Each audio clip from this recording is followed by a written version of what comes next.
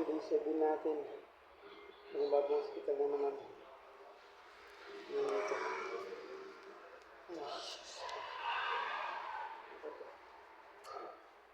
Hindi ko lang sabihin ng Panginoon, kukunin niya tayo, kunin niya.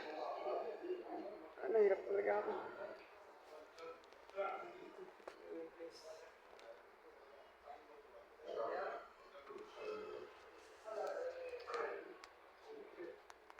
Ang ganito.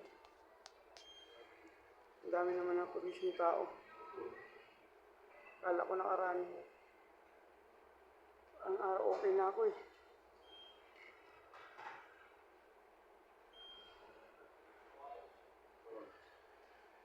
Wala na. Ngayon lang natagpuan niyo sa insurance. Halos nagastos ko na sa ano na. 50,000 na.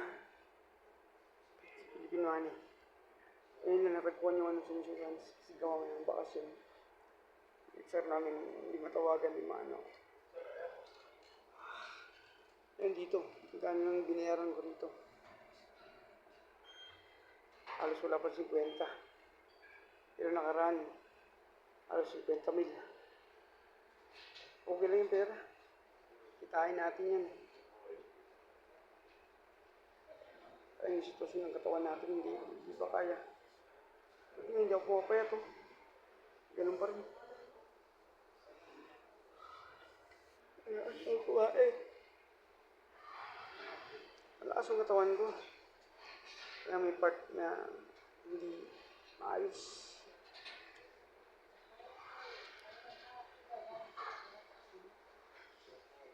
Ay, hindi natin nasikasin yung sarili natin.